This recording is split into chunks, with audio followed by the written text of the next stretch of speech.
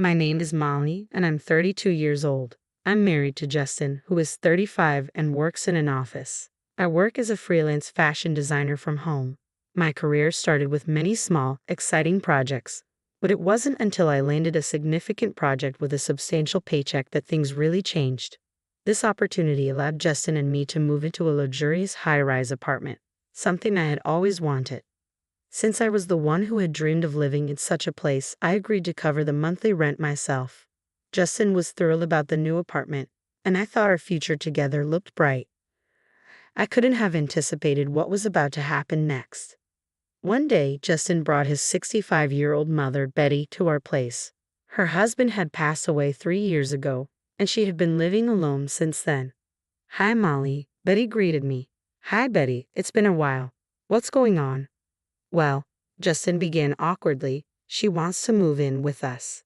"Why?" I asked, surprised. Justin explained that Betty's house was deteriorating, and she wanted to move to a better place. She didn't have much money, so she hoped to stay with us temporarily. I understood the situation but wasn't thrilled about it. Our apartment was a haven for just the two of us, and Betty, whom I barely knew, felt like a stranger. I was reluctant to have her join us. "Please," Justin said, taking my hands. "Her house is falling apart. I promise I'll urge her to find a smaller, newer place as soon as possible." Reluctantly, I agreed, thinking it would only be for a short while. A month later, Betty moved in. "Thank you so much for letting me stay in this wonderful apartment," she said.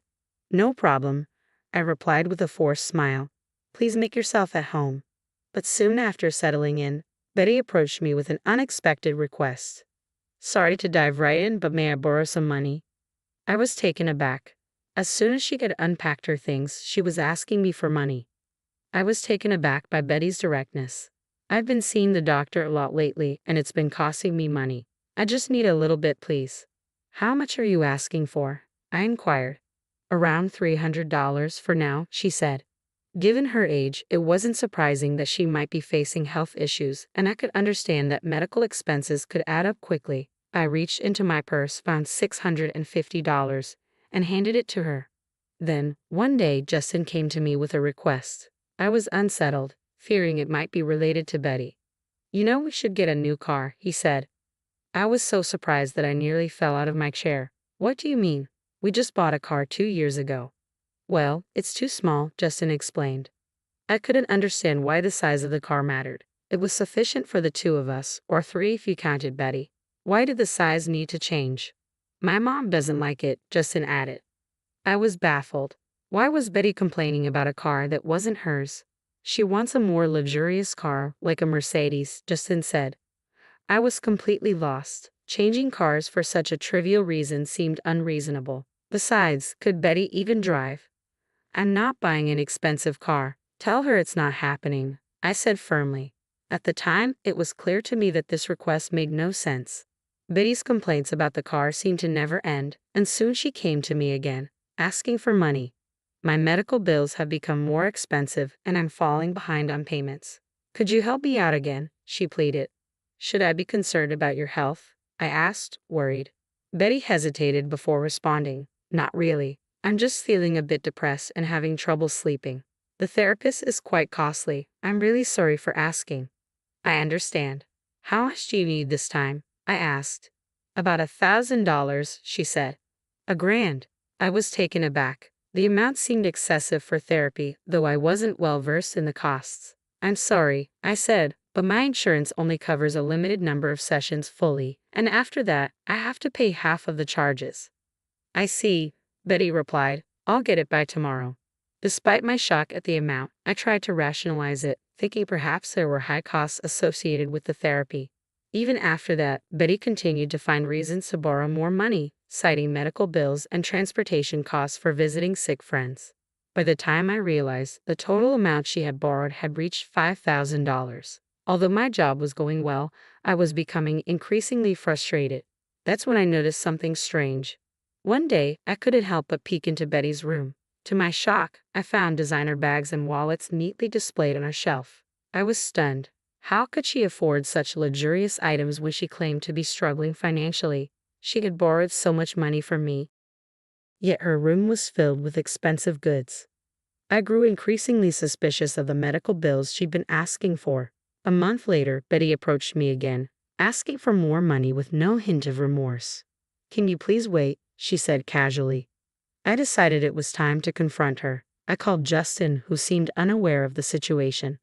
"I need to ask you about Betty," I said. "What exactly is she using the money for?" "What's going on, Molly?" Justin asked, clearly confused. Betty mumbled something about therapy sessions and prescriptions, but I pressed further. "And what about the designer clothes, bags, and other items? Are you really seeing a therapist?" "Of course," Betty replied, but her hesitation was clear. "If that's the case, show me the receipts. You must have them, right?" I demanded. Cornered by my questioning, Betty was at a loss for words. It became evident that she wasn't using the money for her well-being but for something else entirely. Justin, still puzzled, asked, "Wait, what are you guys talking about?" "Betty has been spending the money she borrowed from me, more than $5,000, on luxury items," I explained.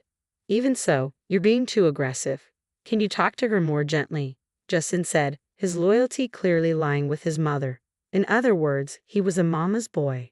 "I don't have receipts," Betty admitted. "I have been shopping and dining out with friends." I was taken aback. "You seem so relaxed despite claiming to be broke. You didn't seem depressed at all. If you've been lying, you need to pay me back immediately." Betty's eyes were full of desperation. "I can't come up with that amount right away." Frustrated, I pointed to the designer items in her room. "Sell all of those things. If you can't, then move out." Justin, ever the defender, intervened. "Hey, you're being unfair. She deserves a little luxury too." "I wouldn't call it luxury," I shot back. "More than $5,000 has been squandered. This feels like a scam." Justin countered, "You're being disrespectful. Just because you're paying the rent doesn't give you the right to be so arrogant." "If you're unhappy, then you can leave," he said. "What?" I was incredulous. I was reaching my boiling point. Steam seemed about to burst from my ears as I glared at him. "Did I say anything wrong? You're the one who brought Betty here in the first place. You do nothing but lounge around at home. Thanks to you, I'm stuck living with this mess. You're so condescending, it's infuriating." "Get out now," I snapped. Rage consumed me. "Fine. Don't regret this," Justin said, grabbing only the essentials and leaving the apartment. I found a new place quickly. As a remote worker, I could do my job from anywhere. I wasn't fixated on living in a high-rise as long as my new home was comfortable. So now, what was next? I had no intention of returning to that place. I had been covering the rent on my own, and I assumed Justin had no interest in taking over. Even if he wanted to, his paycheck wouldn't be enough to cover it. My income far exceeded his. I consulted with a realtor who had assisted me before. I explained that, due to personal reasons, it had become very difficult to manage the monthly rent. Although I could technically afford it, I chose to downplay my situation. "I'm sorry to hear that. What would you like to do?" the realtor asked. I asked for his help with the situation. One day, while I was working, I received a call from Justin. "What's going on?" I answered, puzzled. "Why didn't you tell me?" Justin demanded. "I was told to move out because the lease was canceled." "Yes, I asked the property agent to break the lease," I explained. "Since I don't live there anymore, I don't see why I should continue paying the rent." "But my mom and I still live there," Justin protested. I was stunned. "What? That's absurd. I don't live there, so why should I keep covering the apartment? If you're in trouble, you should talk to your mom and maybe sell some of her things to raise the money," I suggested. I was incredulous and frustrated. It seemed Justin's sense of entitlement had no bounds. I spoke with a hint of sarcasm. "Well, you were the one who wanted to live in a high-rise. If you're not ready to move, why don't you take over the lease yourself?" "Oh wait, you probably can't afford it with your salary." Justin seemed at a loss for words. "You know, you should be able to manage a modest apartment. So go ahead and deal with it. Move in with your mom." "Are you kidding me?" I retorted.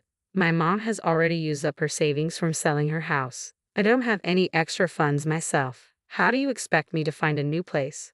"That's not my problem," he replied. I couldn't understand how he still had no savings when he had been relying on my income. The entitlement and irresponsibility of both him and his mother were astounding. "You've brought this upon yourselves with your foolishness," I said. "From now on, figure it out on your own." "Are you saying we should be homeless? You're still my wife," Justin pleaded. "I've told you, figure it out elsewhere." I'm done with this. Goodbye. I hung up the phone. A few minutes later, my phone rang again. It was Betty. Mally, I'm really sorry, she said, her voice trembling. I will pay you back, so please don't kick us out. Her tearful plea surprised and saddened me. I didn't want to lecture her, but I felt I needed to explain. You should live within your means. If you only have a small retirement income, you should adjust your lifestyle accordingly. If you want a higher standard of living, you need to work for it. I knew the harsh reality as a freelancer. If I wanted a certain quality of life, I had to work hard and earn it rather than relying on others. I understand, Betty said. I'm sorry. Please don't let us end up on the street. I'm sorry, I replied, my voice softening. But you need to manage your finances better. The apartment had already been leased to someone else. You really need to move out, I told Betty coldly. This is a matter of regulation. I ended the call with finality. Later, the realtor informed me that Justin and Betty had pleaded with him to keep the lease, but he told them that a new tenant was moving in soon and they had to leave. Even if they had stayed, Justin's salary would have been swallowed up by the rent, leaving them unable to afford anything else. It was absurd for them to expect me to continue supporting their living situation while Justin relied on me. His outbursts had pushed things past the point of no return. I was frustrated and resolved that this was the end. Justin and Betty were left without an apartment and were moving from one motel to another because they couldn't afford the broker's fee or deposit, and no one was willing to be their guarantor. Betty had worked only briefly, so her Social Security payments were minimal, and they were struggling even to eat. I felt they had brought this upon themselves. On my end, I secured another major project and became more financially stable. Looking back on our marriage, I realized that depending solely on a partner, financially or otherwise, is unsustainable. It leads to significant pain when things fall apart. Justin and I separated for a while and eventually divorced. Our feelings had cooled, and there was no reason to stay together. Now that we're estranged, I feel a sense of relief. If I were to marry again, I'd be more discerning. The divorce taught me valuable lessons about life and relationships, and I plan to take my time finding the right partner.